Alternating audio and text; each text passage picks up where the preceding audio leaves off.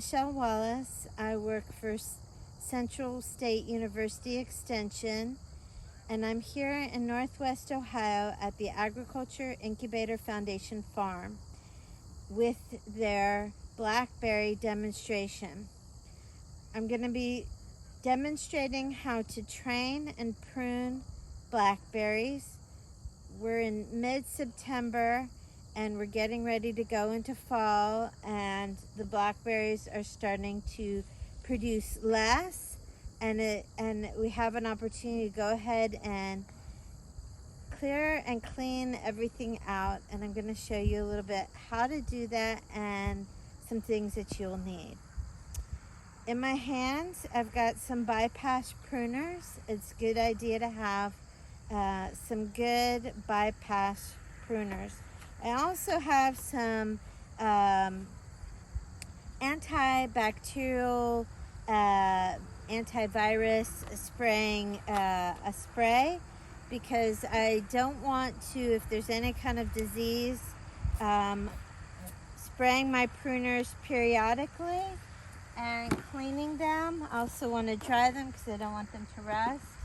It will help reduce the chance of any kind of disease, if there are diseases in the blackberries, from me spreading them with my pruners.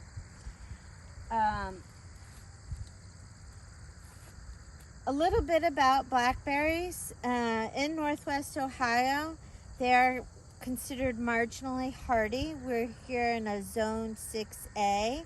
So in the winter, when temperatures get down in the negative digits, you can have problems with the canes dying out. This particular blackberry is Marion, that's the variety, and Marion is a primocane blackberry, which means that it produces berries on first year growth. So even if in a bad winter it dies back down to the ground, the new canes that emerge will produce berries. You just won't have as many if you don't protect them. So I'm going to talk a little bit about protecting them over the winter. So we have an interesting system that is used to train the blackberries out at the AIF farm. And I'll show you a little bit about some of the advantages a system like this could give you.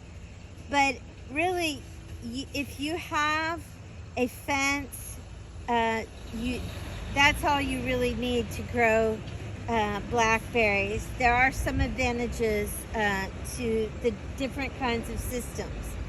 What you need to know about growing blackberries is that once a cane produces, that cane is done. It needs to be cut back down all the way to the ground.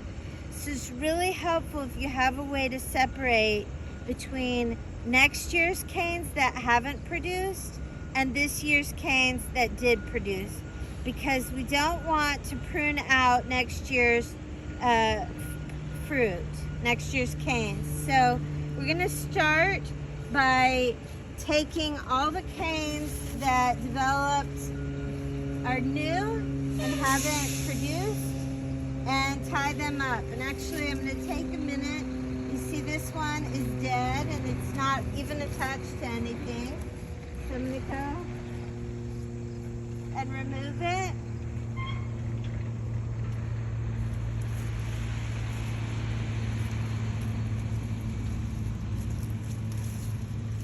And get that out of here. If you do that,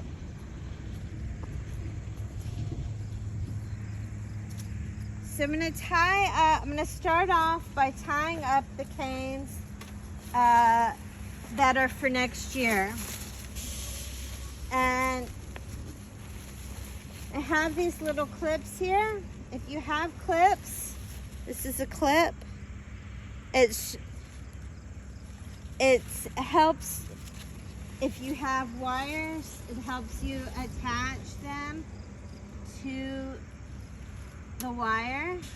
And you just go over and under. I don't know if you can see it. That's a start in getting it a little bit organized. I also brought with me some string, because if you don't have clips, a lot of people have string or yarn in this case. It will make pruning next year really fast if you have something biodegradable. But if you have clips, I think that also works really great. So what I'm gonna start doing is kind of pushing all of next year's growth over that way. And then I'm gonna go on to the other side of the trellis system so I can attach them to the trellis. Got some over here. I'm gonna get them.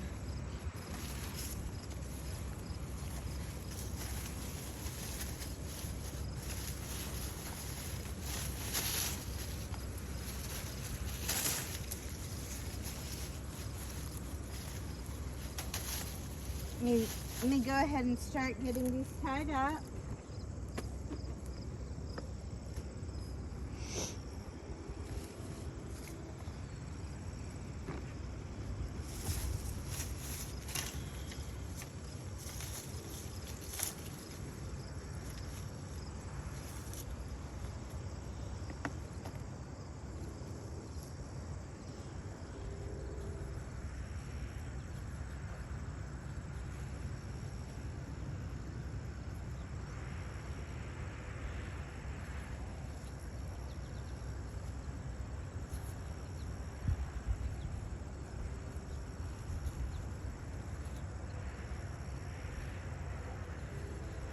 Take off my gloves.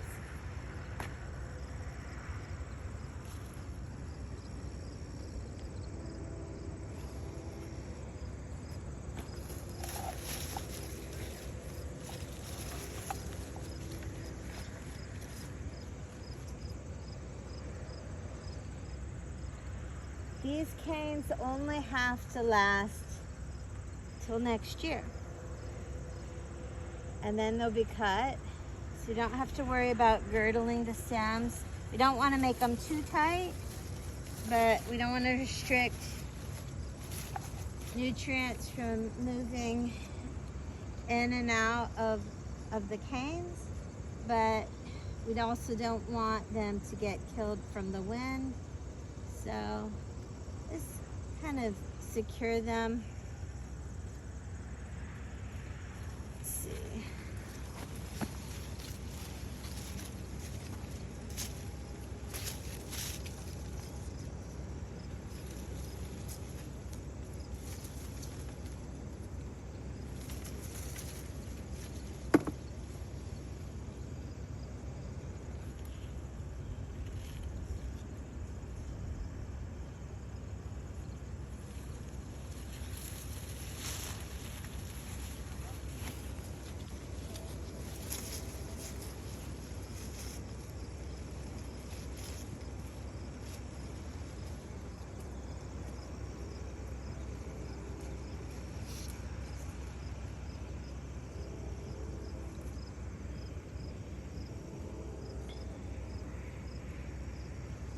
This is why the clips, for those of you who want to invest in clips, it is a little bit faster. And if you've got a lot of blackberries that you've got to prune, speed is going to be something that you're going to be concerned with. But if money's an issue, then yarn or string works just fine.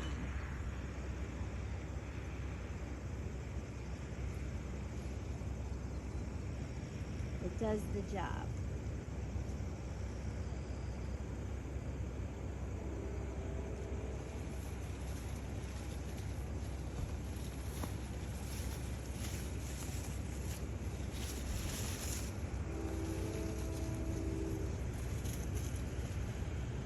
So to help me, I'm also gonna go ahead after I I'm starting to secure things. I'm going to remove the terminal bud on the blackberry. So a terminal bud is right here. This is a terminal bud. It's the very end of the cane, okay? There's hormones in the terminal bud that are telling the plant to continue to grow out and long. If I clip it, it'll encourage this blackberry to produce lateral shoots. And lateral shoots will help increase the amount of fruit that I'll get next year. So the more branches I have, the more potential for fruit. So I'm gonna go ahead and prune those.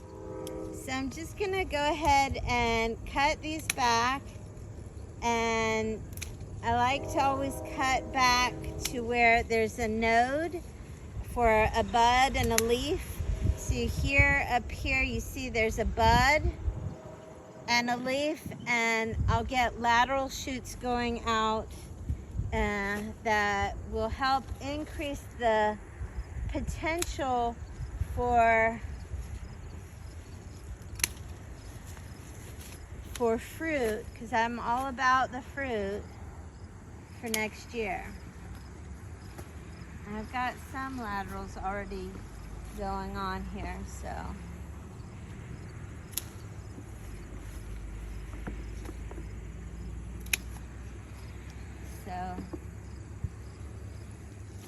Some of these can already be tied this way. This is a lateral, and this is a lateral. So I'm gonna go ahead and tie it the other way.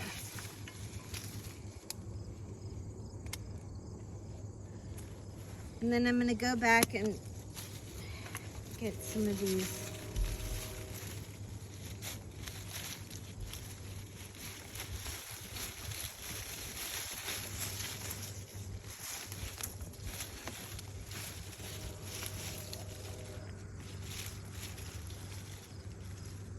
All right, you see this one here? You see this? It produced fruit, okay? This cane will not produce fruit again, so I need to find where it is, unclip it if there's a clip, and remove it because it's done.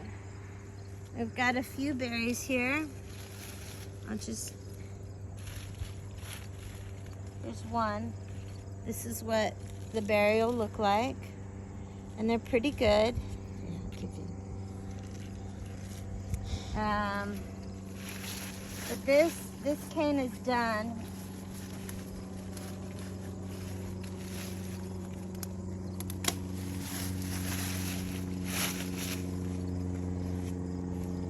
So you see all the dead flowers? That's how you know what to prune, okay? Because it's done. Same, here's another one. You see that? And I'm gonna come down as low as I can go. Don't know if you can see, okay?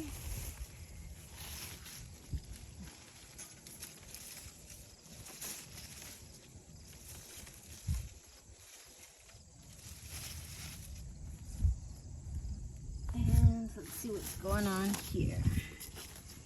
So these are kind of small, and they didn't produce, so we can tie these up. Let's look. We've got some in here. This is, we want to remove anything that's dead. So if it didn't get removed before, and it's dead now, we want to remove it. We don't want anything dead here. And we're looking for spent berries that have already, because this will die, and by doing it now kind of early, it helps remove any future dead material, and we want to keep this area as clean as possible. And I'll go back down when I get to the other side. And so if we go to the other side of the fence, we'll be able to see some more canes that produce that are done and need to be removed. We've got canes that produced. These are going to die. So we're going to go ahead and remove them now instead of waiting till later. And can you get a zoom in? Canes, we're going to try and get it down as low as we can.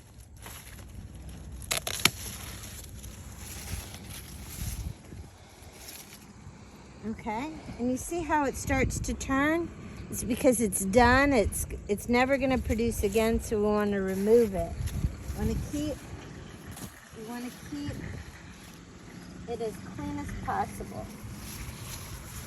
And then the other thing with blackberries is they tend to creep. They'll sucker and produce new canes. So at some point, you have to decide how big a cluster at the base do you want to keep. You can see that this is the main cluster, but these are kind of moving out away from the main cluster. And we're going to go ahead and remove them because we want to keep things a little bit. Things can get really out of hand with blackberries, so we're just going to try and remove anything that's too far away from our main cluster, which includes these small ones. Okay, it makes it easier to manage the blackberries. Here we are. You see those? These are spent. It's easy at this time of year to see the spent berries.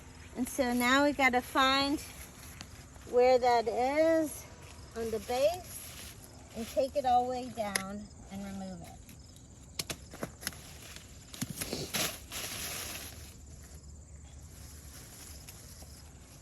We got this one. Take that one.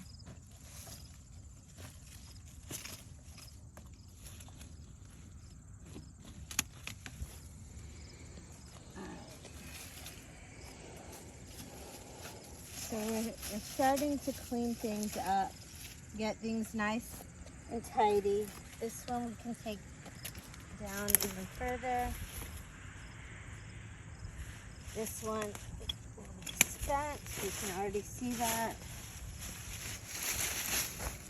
So you see we got another spent, and you're starting to see how things are getting cleaned up. And then you have a situation, you see here, where we've got more canes that are not in the hub of where all of the other canes are. And so you have to make a decision. Do you want to keep them or get rid of them?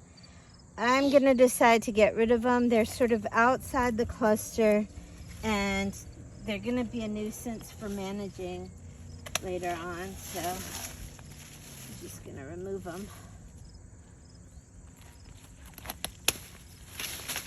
to make it easier to maintain later on.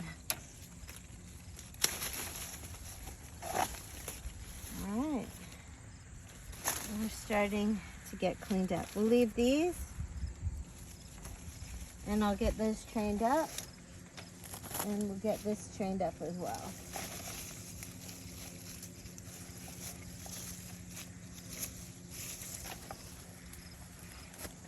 See, these are starting just to turn color. It's really, like I said, it's easier at this time of year to see what needs to be trained up and what needs to be removed. So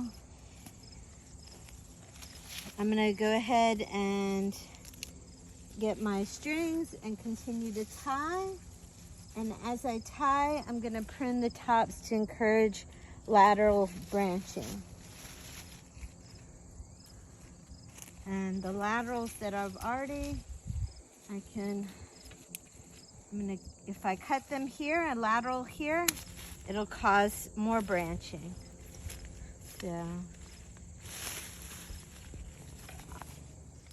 So now you can see we've tidied this up a lot since the other ones that haven't been done. You can see we've removed all of the canes that already produced fruit because they're done. They're gonna die all the way back down to the ground, so we need to remove them all the way back down to the ground. And at this time of year, it's really easy to see the ones that are next year and the ones that already produced and need to be removed. We've tip pruned the top growth. Doing that will encourage laterals to develop, and that will increase the area in which we can produce fruit, which is our goal. We want to produce fruit. Now here in Northwest Ohio, we can get some really cold weather. So as the season progresses, and we'll probably do another video to follow this up, we can remove the pins on the sides and fold the trellis down. And when we fold the trellis down, we can cover it with a row cover. Here in this area, we need a row cover of about 1.5 thickness. And that will protect the canes, and we only want to cover the canes when the temperatures drop to the negative digits to ensure that we don't lose next year's fruit, because all of next year's fruit are going to be produced on these canes. These are next year's canes, and when the new canes start developing next year, we can tie them to these wires over here so that we don't confuse them. And then all of these canes next year will be pruned back down to the ground. And the new canes will be moved to these wires. So it's sort of a 2-year system is what we're trying to do. The next year's growth will be here, and when it comes time to pick, it'll be really easy to pick. And then the old canes will, or the next year's fruit will be moved from here to here, and we can just easily remove all of these canes. So, and I just want to say that sometimes it's a little bit scary pruning if you've never done it before, but there's a really nice quality about plants. They don't talk, so they won't yell at you if you do something wrong. They might not behave the way you want them to, but they won't complain. So we want to just try and make sure you don't prune out next year's fruit. So, and I'll just show you, you'll look for canes that have spent fruit on them, and that's how you know what to remove and what to keep. And if you have any questions, you can visit our website at Central State University Extension. Thank you.